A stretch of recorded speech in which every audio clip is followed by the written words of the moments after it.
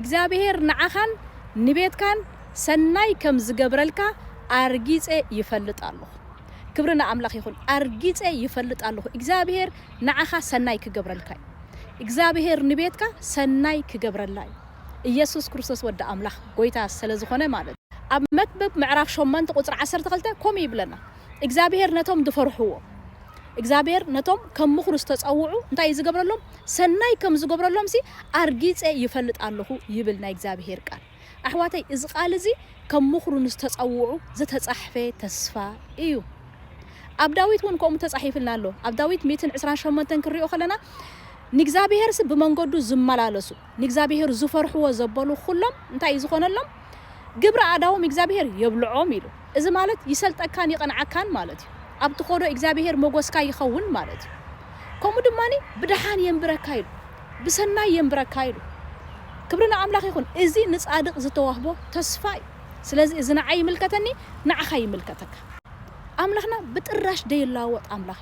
ረኹም ኣብ መክብብ እንታይ ኢሉ መስለኩም ሓጥ ብዙሕ ሓጢያት ውን እንተገበረ መዓልታቱ ውን ነዊሕ እንተኾነስ ኢሉሎ ነቲ ጻድቕ ግን ነቲ እግዚአብሔር ዝኽተል ሰብ ግን እንታይ ይቅድሚኡ ዘሎ ሰናይ እግዚአብሔር ክገብረሉ ኢሉ እዚ እንታይ ማለት ይመስለኩም ብዝረአይ ኮና እንመላለስ ማለት እዩ እቲ ዝረአይ ኮነን ናህና መጻኢ ዝሕብረና እምባር ብምንታይ ኩነታት ሎም ማዓንቲ ተሓልፍ ትህሉ ትኸው ኣብዛ እዋን እዚ አንድሕር ድኾነ ዘሸግር ኩነታት አጋጢምካ ኣሎ መጻኢኻ እንታይ ይመስለካ ሰናይ መጻኢኻ ጽቡቕ መጻኢኻ ክብርና አምላኽ ይኹን እንታይ ልካ መስለካ ንኩነታትካ አበስረሎም ምሸት አንተ ጸላኢተይ አንተ ጸላኢየ አንተ ሕማቅ ኩነታተይ ናተይ ተስፋ አዝዩ ዓቢ ናተይ ተስፋ አዝዩ ዓሚቕ ናተይ ተስፋ ካብ ዘዓለም እዚኣ ኣይኮነን ካበይድ አካብቲ ሰማይን ምድርን ዝፈጠረ አምላኽ ናተይ ተስፋ ስለዚ ብዘለኹዎ ኩነታት ኣይትተሓቆስ ነፍሴ እዚ ኮነን ናትክ ተስፋ እዚ ኮነን ድወርሰኪ ኢልኩም ድማ ንነፍስኩም ተዛረቡ ክብርና አምላኽ ኢየሱስ ክርስቶስ ጎይታ አርጊጼ ይፈልጣለሁ እግዚአብሔር ሰናይ ነገር ከም ዝገብረለይ በልዋነ ነፍስኩም እግዚአብሔር ሰናይ ነገር ከም ዝገብረለይ ንዓይን ንቤተይን ሰናይ ነገር ከም ዝገብረላሲ አርጊጼ ይፈልጣለሁ ኢልኩም ሎማዓንት ክስከነ እምነት አዋጅ አውጁ ኣብ ኩነታትኩም ኣብ ቤትኩም ኣብ ልዕሊ ደቅኩም ኣብ ልዕሊ ሓዳርኩም ኣብ ልዕሊ ስራሕኩም ኣብ ኩሉ ትትንክፍዎ ዘበለ ኩሉ ናይ እግዚአብሔር ተስፋ ንዓኹም ኣሕዋተይ እዚ ክብለኩም ጸናሕኩ ስለዝኾነ አብርሃም ኣሕዋተይ ኩነታቱ ምልዋጥ ምስ ኣበየ እቲ ናይ ውሉድ ናይ ተስፋ ምስ ደንጎየ እንታይ ይመስልዎ መን ክወርሰኒ ኢሉ ማለት እዩ ናተይ መጻኢስ ከመይ ይመስል ኢሉ ሕቶ ኣትዩ ናይ እግዚአብሔር ክንስ ተስፋ እንከለዎ ማለት እዩ ቃል አምላኽ ከም ዝነግረና ግን እቲ ካባኻ ዝወጽእ እቲ እግዚአብሔር ዘተስፈዎ ከም ዝወርሶ እግዚአብሔር ክብሎ ከሎ ከጸናንዖ ከሎ ንርኢ ማለት እዩ رأيكم كم خانا عخو محواتي إتي أبقال أملاخ بزعبة صادق زتتصحفي بزعبة أتوم نجزابه زأمنون بمنقدو زمالالوسون زتبهلئينا عياب هوتي زخون بمبالك أنت أخا تقبر بتتصفائخا تتصانع مالتي نتتصفائخا أب هوتك تتصوّق يزحق متيدو أي متن متيو كم أخا أتسناي نا إجزابير أب هوتك كمتيو يبلك الله خلو معي كمتي إجزابير نعخا سناي كقبرلك بدحان كم بركة فرق داوكا خم تبلع كقبرك كبرنا أملاخ بيزنس دي خا جميرك إجزابير كقناعلك سلا تفرحون بمنقدو سلا تمالالسن أبزا أكيد عالم أنا ني أملاخي بمبالكاس أي تخسرني خحول أي تخسرني خحفتي ولا تم كبابي خزلوسي زبلت أخو أنت مسلوخي أرحيقهم زخروا أنت مسلوخي ناتك مسرت تحتي كبرنا أملاخ زي الناوتي رأيكم صبوا نجار حرا جيزي يوسدي جيزي يوسدي رأيكم صبوا نجار جيزي يدلي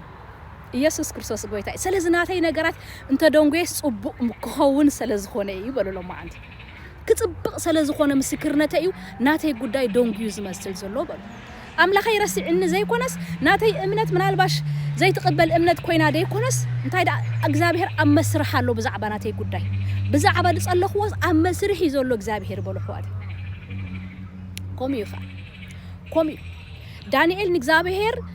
በሓደ ጉዳይ ምስ ኣብ ቅድሚኡ መስቀረበ እግዚአብሔር ሽዑ ሰሚዕዎ ግን ዶንጊዩ ደናቱ ነገራት ዶንጊዩ መጽዩ ደኸ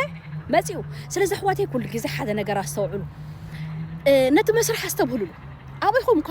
ረኩም እምነት ተላማመዱዋ በኸበይኹም መስለኩም ተንብቦ ቃል አምላኽ ነገራት እግዚአብሔር ተዛረቦ ሓደ ነገር አሎ ኩነታት ከም ድላይ ኸውን ንርኢ ክፍጸም ከሎ ኻ ንርኢ حجز انتي يمهرنا تعقستي يمهرنا تعقستي يمهرنا مصباي يمهرنا بتسفى مصباي يمهرنا نا እግዚአብሔር ቃሉን ኮም ይድብለና እቲ ተስፋስ ብትዕግስቲ ዝውረስ ኢሉ ስለዚህ ኩሉ ነገራት ከምዝብ ዘዓለም ማለት እዩ ጥውቅ አብልካዚያ ጥውቅ አብልካቲያ አይኮነን መንፈሳው ነገር መስርሒ ማለት እዩ እንደሐርቃ ተጻራርኮ አለና ረይኹም ንሕና ውሉድ አምላኺና እግዚአብሔር ብዙሕ ተስፋ ዘሃበና ዓለም ድማ ንሕና ምግላጽ ጽበ ዘለና ውሉድ አምላኺና ሕዋት ረይኹም ዓብ ተስፋ ዘሓዝና እኮ አይና ይኹን ዳአምበር እንታያሎ ዲያብሎስ እትመጻረሪኹም ተባሂሉ ካ ተጻሒፉሎ ስለዚህ ምስን خلات ከጋጥም ይኽእል እግዚአብሔር ዝበሎ ግን አይተርፍን ሕጅ እዚ ክንሕዛለና እግዚአብሔር ዝበሎ አይተርፍን እግዚአብሔር ዝበሎ አይተርፍን ይብህወተ ይበልኹ አይተርፍን بصدق ممللاس اصبقو يحيش رغم إلوكا كم خلنا تصنيحو قال املاح اتم حات انسي بمحطኦም كم دلايم بممللاسهم سنعوم ريناس كنقن يبلنا نعوم يسلطلهم عدميهم نوح إلناسي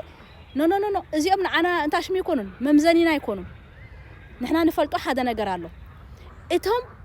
ንእግዚአብሔር ዝኽተሉ كم فقادو زخطو زمالالسو ግን ሰናይ ኮነሎም ከምዃኑ ኩሉ ነገር ይኻዝብ ኩሉ ነገር ንሰናዮም ተባሂሉ ስለ ተጻሕፈ ኩሉ ነገር ንሰናይ ይበሉ እንተ ደንገየውን ንጽቡቀይ ይበሉ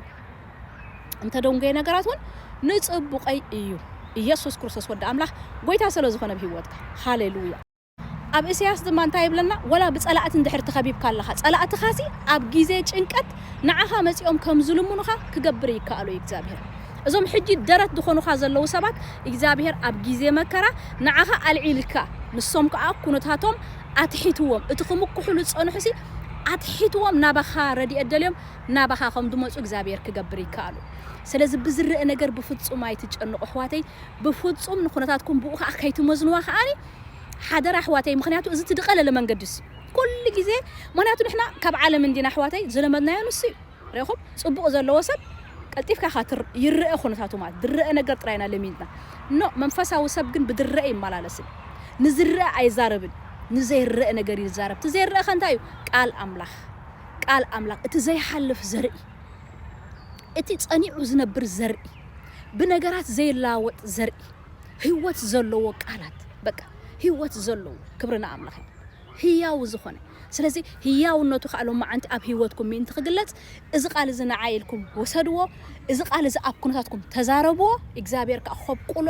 አሕዋተይ ዘርኢ ሎም ማዓንቲ ምሸት ንገብሮ ነገር ምጉርምራም ተኾይኑ ዘርኢዩ ምስጋና ተኾይኑ ኻ ዘርኢ እምበኣል ጽባሕ ንጎንታ ክትበልዕ ትደልልኻ ጽቡቕ ነገር ሰናይ ነገር ክብርና አምላክ ይኹን አብ በረኽቲ ደው መባል ክትበልዕ ትደልልኻ ዝርአዩ ሕጂ በቃላትካ ዝርአዩ ክብርና አምላክ ይኹን ምክንያቱ እግዚአብሔር እምነት ካባና ይደሊ እምበኣር እዚ ኸውን የኽትብል ከለኻ ብእግዚአብሔር ክትምካሕ ከለኻ አባዶ ኹነታትካ ትዘርእ ኣለኻ ማለት እግዚአብሔር ከአንዑ ከብላዓካይ ማለት ንሱ ይኸውን መጻኢኻ ንሱ ይኸውን መጻኢ ዘርእኻ ረይኹም ንሕና ሓላፍነት ኣለና ስለ ብድሕሪና ድመጹ ወለዶ ሕዋተይ ሓላፍነት ተዋሂብና ኣሎ ስለዚህ አብ ህይወትና ዝረአናያ ነገር ናይ ግድና ይኮነን አብ ደቅና ክድገም ናይ ግድና ይኮነን አብ ስድራ ቤትና ክድገም በአና ከብቅዕ ክንጽልለና በአፍና ክንዝር ኣለና ሓድሽ ነገር ማለት እዩ